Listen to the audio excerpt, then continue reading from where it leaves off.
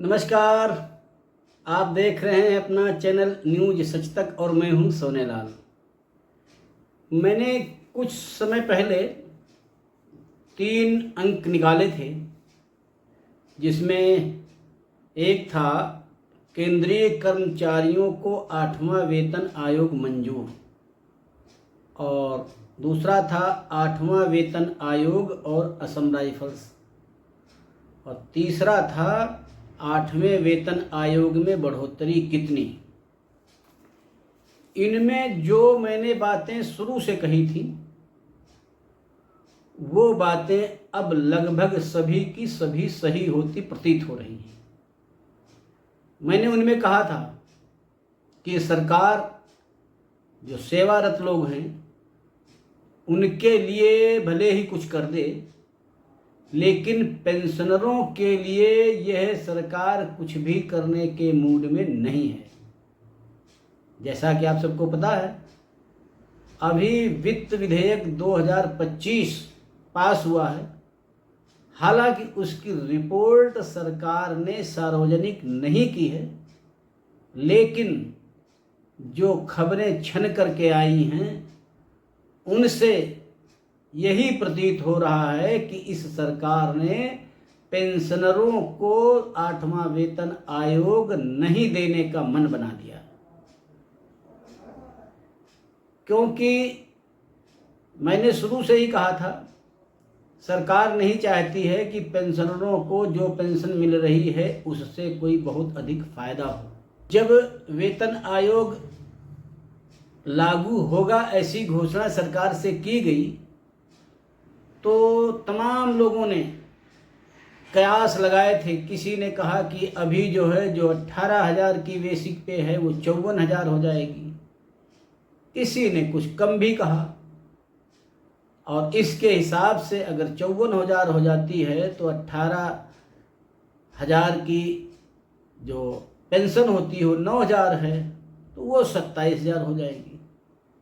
मैंने उस समय ही कहा था कि सरकार पेंशनरों को इतना खुश होते हुए नहीं देखेगी, और आप लोग इस खुश फहमी को निकाल दीजिए कि हमारी मिनिमम पेंशन 27,000 रुपये हो जाएगी। मिनिमम पेंशन 27,000 नहीं होगी, 54,000 मैक्सिमम भी नहीं होगी, क्योंकि सरकार की जो योजना है वो ये है कि जो नौकरी पेशा लोग हैं उनको इतना अधिक देने के मूड में नहीं है, बाकी दूसरी जगह यह पैसा लगाया जाए, दूसरे विकास कार्यों में लगाया जाए। सरकार चाहती है कि जिस प्रकार से आप पुराने समय में रहते थे, खाली रोटी खा सकते थे और बुढ़ापे में अगर ग्रेजुएटी वगैरह मिल गई है तो घर बनवा सकते थे, इसी कंडीशन में सरकार आपको छोड़ने के मूड में दिखाई दे रही है।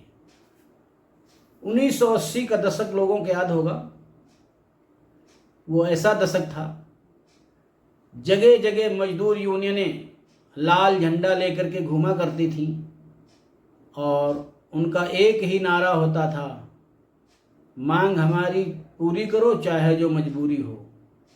उनकी मांग पूरी होनी चाहिए थी और मजबूरी सरकार की कुछ भी रही हो।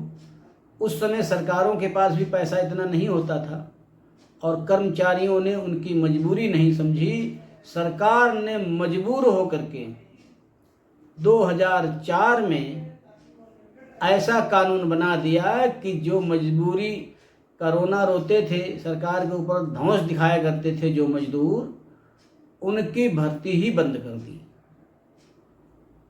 देखा जाता था कि 80% लोग जो होते थे वो डी ग्रुप के होते थे और डी ग्रुप का दबाव अधिक होता था सरकार के ऊपर हड़ताल करने का। हड़ताल का असर ऐसा होता था कि अगर किसी अधिकारी ने किसी कर्मचारी को काम करने के लिए भी कह दिया तो समझ लीजिए कि नेतागिरी होने लगती थी कि आपने काम के लिए क्यों कह दिया, और सरकार ने मजबूर होकर के उस सरकारी नौकरियां छीन ली और सबको जो आज जो ओपीएस की मांग कर रहे हैं वो एनपीएस में हैं, ये एक बहुत बड़ा झटका था कर्मचारियों के लिए। और दूसरी बात और कि डी ग्रुप का जितना भी कर्मचारी था उसको अधिकांश को संविदा में डाल दिया। संविदा का मतलब कि अब ठेकेदारी में, और ठेकेदारी का मतलब कि आपको 10,000 ठेकेदार देगा और जरा सी नौटंकीबाजी की, जरा सी नेतागिरी करने की कोशिश की तो कह देगा कल से नहीं आइए, कल से दूसरा आदमी आएगा। तो ये हालत हुई कर्मचारियों की। और वही हाल लगभग ओआरओपी के बाद में हुआ। ओआरओपी की मांग सरकार ने मान तो ली, लेकिन उसके बाद भी कुछ लोग जंतर मंतर डटे रहे और पूरे विश्व में ये फैलाने की कोशिश करते रहे कि अभी भी हमारी मांगें पूरी नहीं हुई हैं। अब इसमें राजनीतिक एंगल था या क्या था ये तो अलग विषय है, लेकिन इसके बाद सरकार ने देखा कि ये ओआरओपी एक दिन बहुत बड़ी मुसीबत बन करके उभरेगा, तो उन्होंने सेना को भी कम कर दिया। आज सेना में 25% लोग ही रहेंगे, बाकी 75% लोग 4 साल बाद अपने घर वापस आ जाएंगे। तो ये सरकार की नीतियां होती हैं, सरकार अपने हिसाब से काम करती रहती है। और इसी को देखते हुए सरकार ने पेंशन का बोझ घटाने के लिए अभी वित्त विधेयक 2025 को जो मंजूरी दी है उसमें कई ऐसी चीज़ें आएंगी जिनकी हमने आपने कल्पना भी नहीं की होगी। वो चाहे नौकरी करने वाले हों और चाहे पेंशनर हों, सबके लिए एक अलग ही प्रकार का सीन देखने को मिलेगा। और 8वें वेतन आयोग की जो गठन की प्रक्रिया है वो जो लेट हो रही है उसका यही मुख्य कारण है। सरकार चारों तरफ से खुद को सुरक्षित रख करके ऐसे प्राविधान करके कि आप बाद में कोर्ट भी न जा सकें, आपकी सुनवाई भी न हो, ऐसे जब कानूनी प्राविधान डाल करके 8वां वेतन आयोग आएगा तो आपको जो मिलता है, जो मिल रहा है, उसी में संतोष करना पड़ेगा। हम लोग सब जानते हैं 1982 तक पेंशनरों की हालत उतनी अच्छी नहीं थी, लेकिन 1982 में जब एक सुप्रीम कोर्ट का आदेश आया और उसके बाद में कर्मचारियों की पेंशन कम से कम 50% कर दी गई। अब आदेश को मानते हुए, लेकिन इस समय सरकार और सुप्रीम कोर्ट के बीच की स्थिति ये है। आपको बता दूं कि सेना में एमएसपी को लेकर के सुप्रीम कोर्ट ने फैसला दिया है कि सेना में सेना अधिकारियों का और सबसे छोटे निचले स्तर के कर्मचारी का सबका एमएसपी बराबर होगा। सुप्रीम कोर्ट ने कह दिया है, लेकिन सरकार ने नहीं दिया। क्या कर लेंगे आप?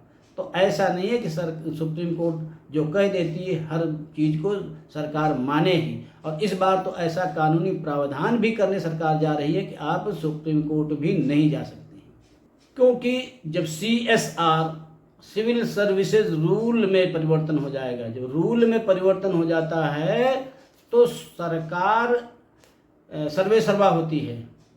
सुप्रीम कोर्ट जब रूल में परिवर्तन हो जाता है तो खाली सुप्रीम कोर्ट अपने जो रूल है, कानून बना हुआ है, कानून के अंदर ही काम कर सकती है, उसके अंदर ही निर्णय दे सकती है। और निर्णय दे करके निर्णय मानना न मानना भी सरकार के ऊपर ही होता है। और यही कारण है कि अभी तक जो 8वें वेतन आयोग का सब कुछ पैनल सब कुछ कंप्लीट है, लेकिन घोषणा इसलिए नहीं हो रही है कि पैनल उसका घोषित हो, उसके पहले सरकार अपनी तरफ से पूरी चाक चौबंद व्यवस्था कर ले, ताकि उसको बाद में कानूनी पचड़े में न फंसना पड़े और जो घोषणा कर दे आयोग की वही कहीं न फंस जाए।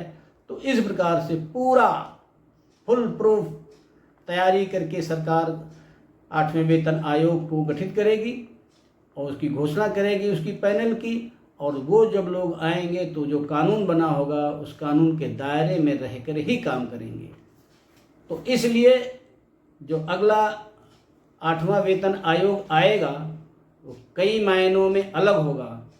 जो हम अभी सोच रहे हैं कितनी बेसिक बढ़ जाएगी और इतना HRA बढ़ जाएगा, इतना हमारा कन्वेंस अलाउंस बढ़ जाएगा, हमारा इतना DA बढ़ जाएगा और हमारी तनख्वाह इतनी हो जाएगी। ये सब आप लोग सोचते रहिए, और ये सरकार जब फैसले लेती है तो किसी को पता ही नहीं चलता है कि कब फैसला ले लिया और कैसा फैसला ले लिया। क्योंकि इस सरकार में जब आखिरी दिन होता है तभी लोगों को पता चलता है कि क्या फैसला हुआ है। पहले क्या होता था कि बात पहले से खबरें लीक हो जाती थी, लोगों को मालूम हो जाती थी, लेकिन इस समय सरकार कोशिश करती है कि उसकी कोई भी खबर अंतिम समय पर ही जब वो जारी करे तभी मालूम हो। हमने देखा होगा अभी ऑपरेशन सिंदूर में सरकार ने कहा कि अभी ब्लैकआउट करेंगे।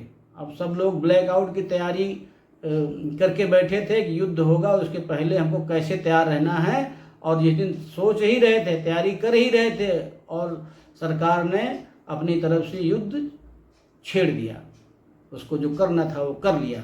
तो इस सरकार में अभी हम कुछ भी कयास नहीं लगा सकते हैं। मैंने जो जानकारी दी है ये भी कोई आधिकारिक जानकारी नहीं है, ये खाली लोगों से, सूत्रों से जो हमको खबर मिलती है वही हम अपने चैनल में आप लोगों को बताते हैं। खबर यही है कि अब की बार की जो ये हमारा 8वां वेतन आयोग है, इस बार पेंशनरों को कोई विशेष लाभ नहीं होगा। सरकार ये भी करने जा रही है कि इनकी अगर पेंशन कभी बढ़ानी होगी, उसको दया आ जाएगी आपके ऊपर कि भाई ये तो बहुत कम पेंशन पे गुजारा कर रहे हैं और उनका नहीं हो रहा, तो फिर कहे कि चलो ठीक है, जिसकी 10,000 पेंशन है उसकी 1,000 और बढ़ा दो, अभी से 2,000 और बढ़ा दो। घोषणा कर दी जाएगी कि जो पेंशनर हैं सभी पेंशनरों को अपने अपने इतने % उनकी बढ़ाई जाएगी, ऐसा कर सकती है। लेकिन जो हम ये आस लगा के बैठे हैं 8वें वेतन आयोग में हमारी पेंशन जो पहले बेसिक पेंशन जितनी थी, जैसे हमने देखा कि 6ठे वेतन आयोग में जो 3500 थी वो 9,000 हो गई थी। तो इसके हिसाब से देखा जाए कि 2.5 गुना बढ़ोतरी, तो ऐसा कुछ नहीं होने जा रहा है। आपको सरकार बहुत कुछ देने नहीं जा रही है। तो आज के इस विशेष अंक में बस इतना ही। अगले अंक में फिर किसी अन्य मुद्दे के साथ आपके साथ प्रस्तुत होंगे। तब तक आप हमारे चैनल को देखिए, लाइक करिए, शेयर करिए और सब्सक्राइब अवश्य करिए। धन्यवाद।